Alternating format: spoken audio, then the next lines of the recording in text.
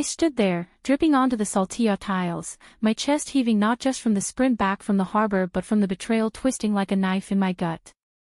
Reagan, my roommate, my anchor in this sun-bleached exile from California, rushed toward me, her bare feet slapping the floor, eyes wide with that mix of concern and exasperation she reserved for my dramatic entrances. She was the straight one, the golden girl who'd laughed off my half-joking confessions over sangria-fueled nights, insisting we were just two lost souls crashing in paradise. But tonight, as her hands gripped my arms to steady me, I couldn't pretend anymore. "It's nothing," I lied, my voice cracking like thunder over the Atlantic. "Just everything." Tarifa had seemed like the perfect escape 6 months ago. I'd fled San Francisco after my mom's slow unraveling from cancer left me hollowed out, a 25-year-old graphic designer with a portfolio full of unfulfilled dreams and a bank account drier than the Almeria Desert.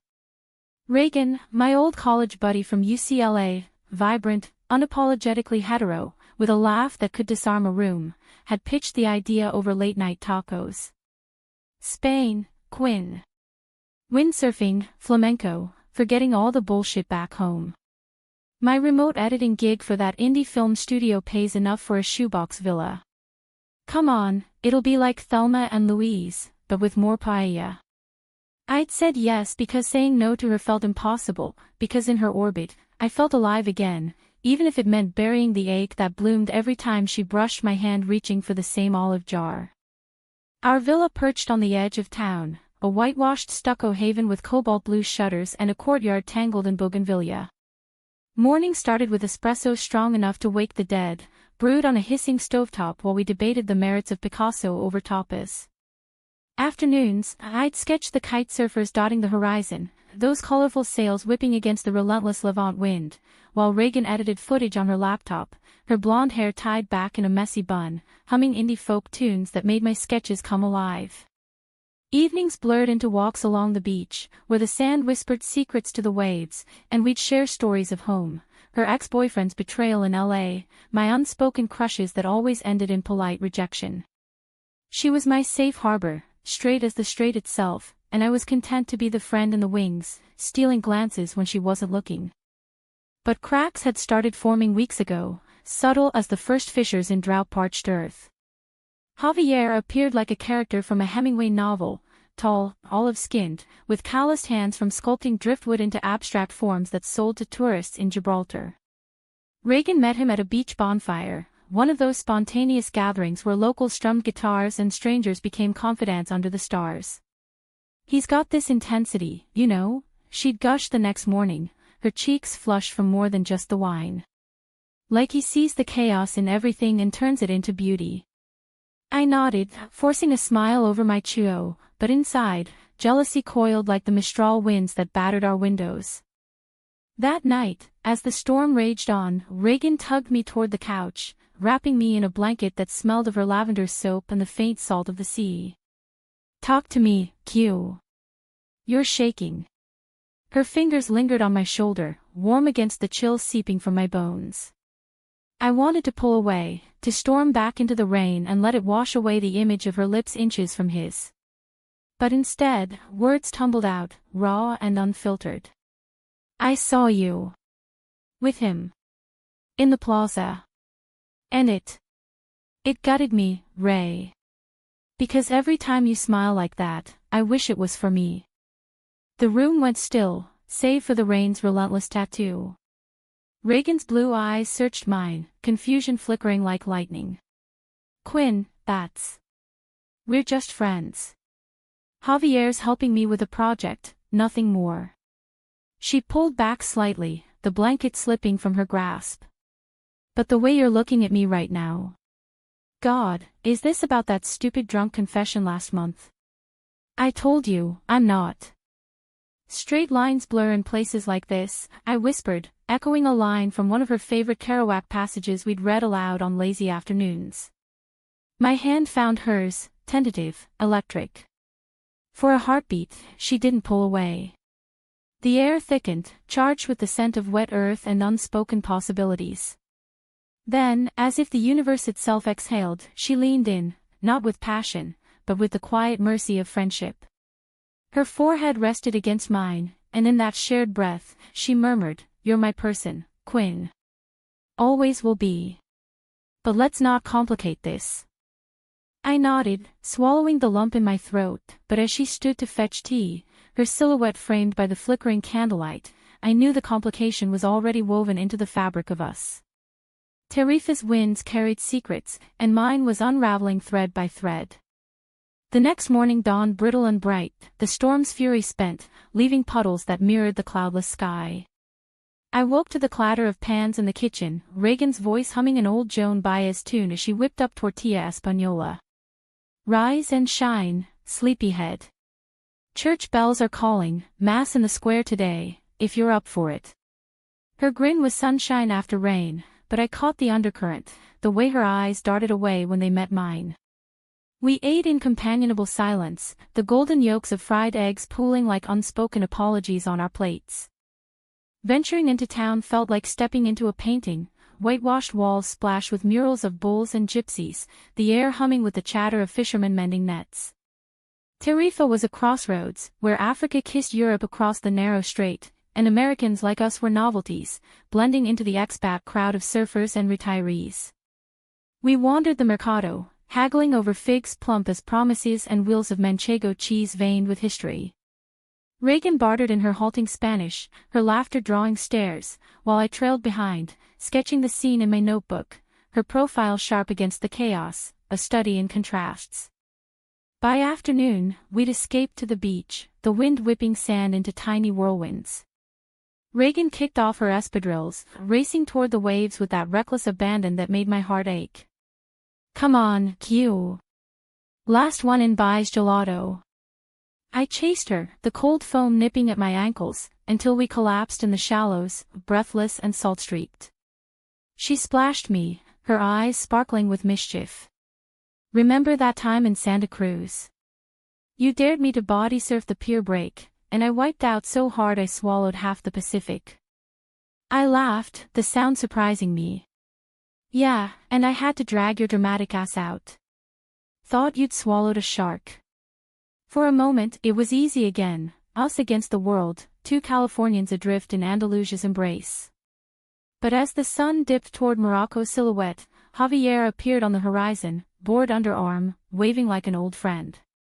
Reagan's wave back was casual, but the shift in her posture, the subtle lean toward him, twisted the knife anew. That evening, over a bottle of Rioja on our rooftop terrace, the conversation turned treacherous. "Javier invited us to his studio tomorrow," she said, swirling her glass, the ruby liquid catching the lantern light. "He's got this new piece, waves frozen in bronze. You should come, sketch it. It'll inspire you." Her tone was light, but her gaze held a plea, "Don't make this weird." I sipped my wine, the tannins bitter on my tongue. "Sure. Sounds inspiring." Inside, doubt festered. Was this the betrayal I sensed, or just my fears projecting shadows on sunlit walls? As stars pricked the velvet sky, I slipped inside, leaving her to the night. In my room, posters of Frida Kahlo stared down, fierce, unapologetic. "What would you do?" I whispered to the silence. But Frida didn't answer, only the wind did, howling promises of storms yet to come. Days blurred into a rhythm of feigned normalcy. Morning sketching kites above the dunes, afternoons editing Reagan's reels while she narrated voiceovers in that husky timbre that haunted my dreams. Evenings, we joined the locals for tapas crawls, plates of gambas al ajillo steaming between us, laughter masking the growing chasm.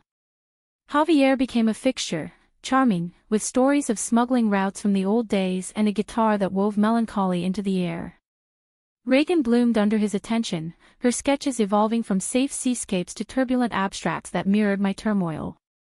One night, after a particularly raucous feria in town, lanterns swinging like fireflies, dresses swirling in fandango beats, I found her on the villa's balcony, tears streaking her face.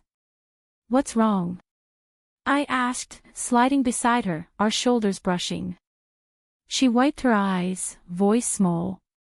"Javier. He kissed me tonight. And it felt wrong. Like I'm betraying something, someone. Her hand found mine in the dark, squeezing. You. The world tilted. In that confession, hope flickered, fragile as a candle in the gale. But as I turned to her, lips parting with words I couldn't unsay, headlights swept the drive below, Javier's truck, idling like a predator. Reagan stood abruptly, pulling away. I need to end this. For real. She vanished into the night, leaving me with the echo of her words and the sting of what might have been. The days following that balcony confession stretched like taffy, sweet at first, then sticky and impossible to escape. Reagan did what she said. She ended it with Javier, her text to him curt as a slammed door. Not what I want. Friends. His reply was a string of heartbroken emojis, but he respected the boundary, fading back into the periphery of beach fires and Mercado nods.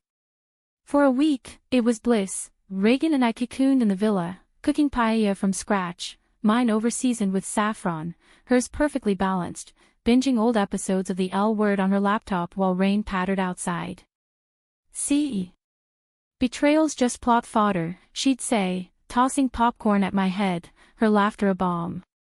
But beneath the levity, tension simmered. Her touches lingered, a hand on my lower back guiding me through crowded streets, fingers intertwining absent-mindedly during sunset walks. I'd catch her watching me, blue eyes thoughtful, as if piecing together a puzzle she'd overlooked. Quinn, she ventured one evening over herbal tea in the courtyard, bougainvillea petals drifting like confetti, that night on the balcony. I meant it. You're not just a roommate. You're home. My heart stuttered, but before I could respond, she added, but I'm scared. Of messing this up. Of losing you. Fear mirrored fear. I'd lost too much already, Mom's quiet strength, the stability of my old life. Then let's take it slow, I suggested, voice steady despite the whirlwind inside. No labels. Just us, figuring it out. We sealed it with a pact. Daily truth walks along the cliff paths, where we'd air doubts under the vast Andalusian sky. Tarifa conspired with us, the winds softened to zephyrs, wild horses galloped the dunes like freedom incarnate, and even the straits seemed calmer, ferries gliding like whispers between continents. Yet conflict brewed, insidious as undertow.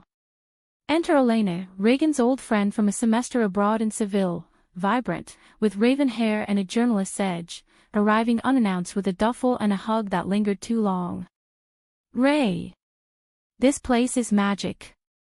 And who's the artist?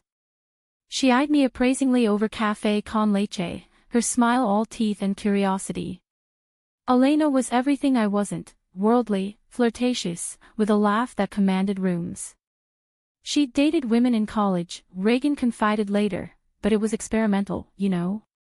Not serious. Jealousy, that green-eyed beast, slithered back. Elena slotted into our rhythm seamlessly, joining windsurf lessons where she'd carve waves like a pro, her board slicing foam while Reagan cheered.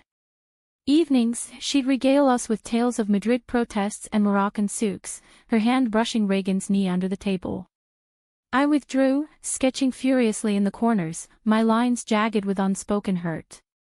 You're quiet lately, Reagan noted one night, curling up beside me on the couch, Elena out scouting a story. Everything okay? I set down my pencil, the half-formed portrait of her staring back accusingly. Elena's great. You two have history. Maybe I'm just in the way. The words hung heavy, laced with the vulnerability I'd sworn to guard. Reagan's face crumpled. Quinn, no. She's like a sister. This, us, is different. She cupped my cheek, thumb tracing my jaw, and in that touch, the world narrowed to her warmth, her scent of salt and citrus. We kissed then, tentative as the first raindrop before a storm, soft, exploratory, tasting of chamomile and possibility. It was chaste, a brush of lips that spoke volumes, pulling back with shared breaths and shy smiles. Wow, she whispered, forehead to mine. That was sweet, I finished, echoing the dream I'd harbored since college dorm nights. We laughed, the sound dissolving tension like sugar in tea. For days, it was a revelation. Stolen glances over breakfast, her head on my shoulder during movie nights, walks where hands swung linked without apology. Tarifa felt enchanted, its white dunes a canvas for our unfolding story. But paradise fractures. Elena's visit extended, a lead on a feature about wind energy in the strait, and with it came whispers. I overheard them one afternoon in the kitchen, Elena's voice low and insistent. Ray, come on. You've always played it safe. Remember Barcelona? That weekend with Sofia. This with Quinn, it's a phase, a rebound from Javier. Don't throw away who you are for a crush. Reagan's reply was muffled, but the doubt in her tone sliced me. It's not like that. She's real. Betrayal came not in a kiss, but in absence. That night, Reagan begged off our walk, claiming a headache. I found her later on the balcony, phone in hand, Elena's arm around her shoulders in a photo from their girls' night, at a local bar, Reagan's smile strained, Elena's triumphant. No kiss, but the intimacy stung, an echo of Javier's embrace. Worse, a follow-up text from Elena, glimpsed when Reagan left her phone. See. She's wavering. Push back, or I'll have to. I confronted her the next morning, the courtyard's sun harsh on my resolve. Is this a phase, Ray? Am I just your Spanish experiment? My voice broke, tears hot on my cheeks. She recoiled as if slapped. Quinn, that's not, Elena doesn't know us. She's projecting her own regrets. But the hesitation in her eyes betrayed her, the flicker of self-doubt, the fear of the unknown. I care about you. Deeply. But what if I'm not enough? What if I hurt you like everyone else? The argument escalated, words flying like shrapnel, my accusations of cowardice, her defenses laced with confusion. I didn't ask for this. One minute we're roommates, the next I'm questioning everything. She stormed inside, door slamming like finality. Elena, ever the opportunist, swooped in that afternoon, whisking Reagan away for clarity time in Cadiz, leaving me alone with the villa's ghosts and a sketchpad smeared with angry eraser marks. Nights blurred into torment. I'd wander the cliffs alone, the wind howling my isolation, waves below a symphony of loss. Mom's voice echoed in my head, her final weeks, frail in that San Francisco hospice. Love fiercely, Quinn. Even when it breaks you. But how, when the break was self-inflicted? On the third day, a olive branch, Reagan's note slipped under my door. Meet me at the lighthouse. Sunset. Please. I went, heart pounding against ribs like caged birds. The lighthouse loomed on the headland, its beam a sentinel against encroaching dusk. Reagan waited at the base, Elena's shadow notably absent, her face etched with exhaustion. I sent her home, she said simply, no preamble. On the train to Seville. She pushed too hard, and I chose you. Relief warred with wariness. Why now? After everything. She stepped closer, the sea's roar underscoring her words. Because losing you, that's the real betrayal. To myself, to this. Her hand trembled as she took mine. I'm not straight, Quinn. Or maybe I am, but with you, it doesn't matter. Teach me. We climbed the spiral stairs in silence, emerging onto the lantern deck where the view stretched to infinity, Africa's lights twinkling like distant hopes. There, under the sweeping beam, we kissed again, deeper this time, the world falling away. It was romantic, raw, a promise etched in salt air. But as we descended, arms linked, I sensed the climax building, a storm on the horizon more fierce than any Levant. Elena's departure didn't sever the doubts, it amplified them. Whispers from town reached us, expats gossiping about the new couple, locals eyeing us with that mix of curiosity and judgment Andalusia reserved for outsiders. Reagan withdrew into her work, edits stretching late, her smiles forced. I poured myself into a mural for the villa wall, a sprawling fresco of intertwined vines and crashing waves, symbolizing us. But one evening, I found her staring at it, tears silent. "It's beautiful," she said. "But what if it's too much? What if I can't keep up?" The conflict peaked on a night when the winds howled fiercest, rattling shutters like angry spirits.